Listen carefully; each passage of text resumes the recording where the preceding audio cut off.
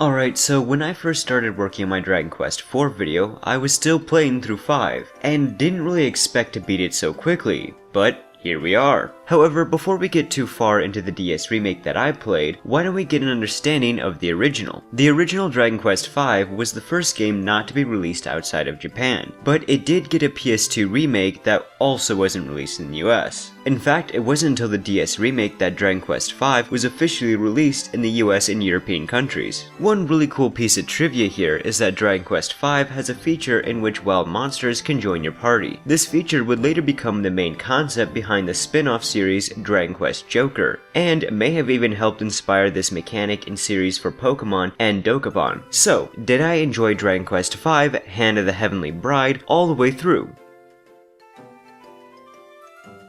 I do have to warn you that I have to discuss a slight spoiler to the game. It's something the game is most well known for, so if this doesn't bother you, then that's fine, but this is just a warning. That feature would be that you get to watch your character and his family grow. You start off as a child following your father on his journey to fulfill a mission he was hired to do. Now, without giving away what happens, eventually you get to a point where your character is more of an adult, and you even get to see his kids. That's about as far as I will go with that, because the events that lead up to these individual moments are actually well done.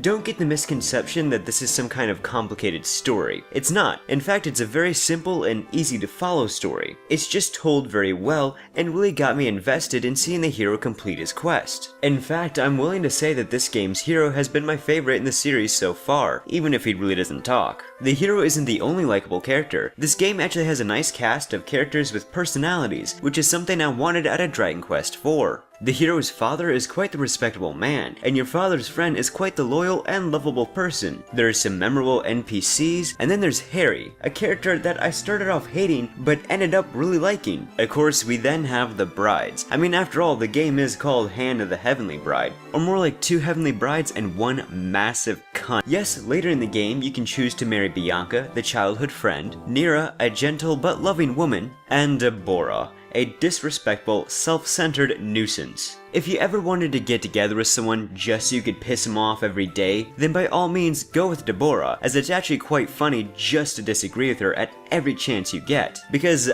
I could find nothing to like about her personality. Trust me, I'm Team Brunettes, but fuck that. As for Bianca and Nira, I actually quite liked them. They were more likable, there's a little bit more to their character, and they were just better choices to me. In the end though, I really like this game's story, as it's very well focused, easy to follow, and is altogether a satisfying journey. Again, I don't want to spoil too much of what goes on here, so I'm just gonna have to not talk about certain details. But trust me when I tell you, it's a journey that you want to see from beginning to end, and you feel satisfied when you reach that end.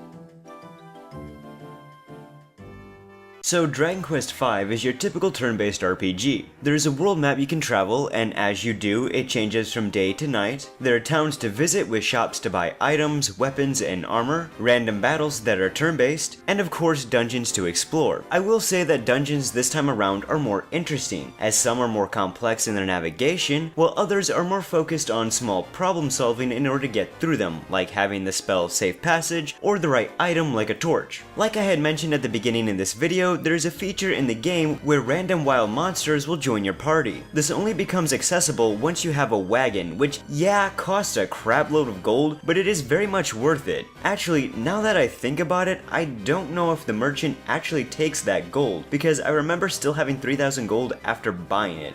In order to get a monster to join your party, you must kill the monster before it has a chance to hurt you. Or at least that's what the game told me, which from what I can tell, seems pretty accurate. For most of the game, this is how you will be getting new party members, and just a little helpful piece of advice. I would recommend recruiting a Slime Knight, as they have decent enough attack and defenses, as well as some useful support spells. If you want to know which monsters you can recruit and which ones you can't, you can pick up a bestiary book from the same merchant who sold you the wagon in Fortuna. This book will show you all the monsters you've encountered, what items they may drop, and of course whether or not you can have them join you. It's a pretty useful book and helps prevent you from spending too too much time in an area trying to get a black dragon who can't actually join your party. Though you shouldn't think of this ability to recruit monsters as you would in Pokemon, since you are going to have to buy these monsters armor and weapons, which can get quite expensive. Speaking of expenses, once you get far enough in the game, as in you can get to this tower on this island, you can fight these gold chimera looking creatures who are great for grinding gold. Granted, things are more expensive in this game,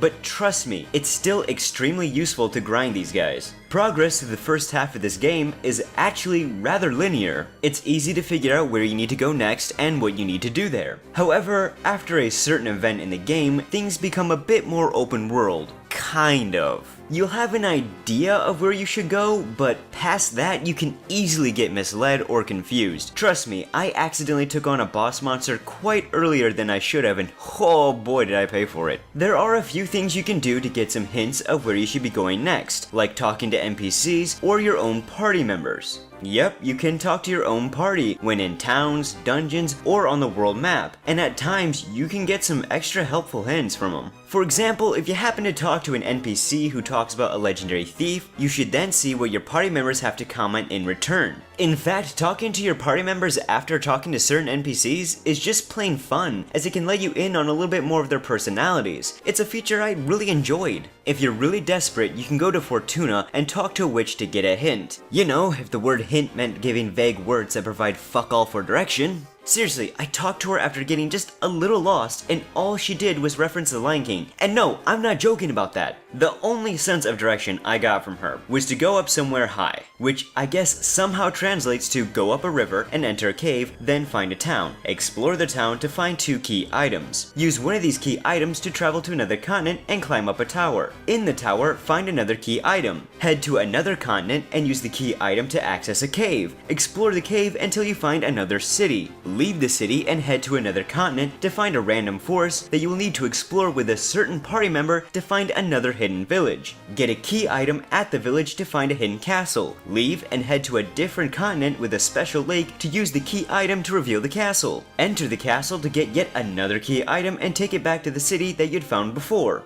Then travel to an island to enter a dungeon, get a few more items in the dungeon and kill some bosses. Take one of these items back to the city and get a very special item. Use this special item to get it to a temple in the sky where you can then explore a dungeon and fight a few more bosses to finally get the item the witch was referencing in the first place. Look, I like witches. Witches are the best bitches, and I'm okay with an RPG having a character who can point you in the right direction if you get lost. But is it too much to ask for them not to be this fucking vague? Oh, and if that little bit made you think it would be hard to figure out where you need to go, well, don't worry. I only got lost a few times, as most of the time I had a really good idea of where I should go and what I need to do. You just sometimes need to talk to some NPCs and explore the world a bit better. By the way, the bosses in this game are rather challenging, so you best prepare yourself for them. Now, why don't we talk about those brides, as they do play differently, or at least they have different stats, which is something I like as it adds some replayability. Bianca is a more balanced character, Nira is a more magical character and can get some powerful spells, and Deborah is more of a physical character. One of the things this game kind of fails at later on is when you get new characters based upon story events. They are useful characters, but they're usually underleveled and have poor equipment. So if you're gonna want to use them, it's gonna be a bit of a grind. Which is why some people will just stick with the 3 monsters that have been most useful for them that they got earlier on. But if you ever feel like it, you can go out there and find some other random NPC characters that aren't monsters who can join your party. I found one other character like this, but I'd never really used him. I primarily stuck with 2 monsters in my party and one of my children. There are of course some side quests, like the mini medals return, though I didn't find them as useful this time around. And casinos return as well, with slot machines and monster fights from 4. But there are some new things, like betting on slime races and the TNT boards, aka treasures and trapdoors. It's a board game where if you reach the end of the board in 10 rolls, you get some nice rewards out of it. Then of course we have Knickknackery, this abandoned mansion where you can put knickknacks on display that you found throughout your journey. I hear this can earn you rewards, but I didn't use it much at all, so I don't know. I did find it kinda fun though. Once again, we have a sprite-based visual style that looks very good. Character sprites that are well detailed and at times have some smooth animations. In fact, there are even some special enemy sprites who have so much detail to the animations that there are separate animations for if they miss or hit a party member. It's great! To me, the towns this time around are so much more interesting to explore and visit, and are overall quite memorable, like Fortuna, Hay, and Gotha. Not only were the towns more in my mind this time, but so was the music. Of course, you have some of the iconic and more classic themes in the series, and they are great to listen to, but the new music is also good too. Some of the songs are uplifting and climatic when they need to be, while others are softer and more emotional. The soundtrack is worth listening to, but there are a few themes I would highly recommend, such as the battle theme, Melody of Love, Melody in an Ancient Town, and Saint. So, would I recommend Dragon Quest V: Hand of the Heavenly Bride?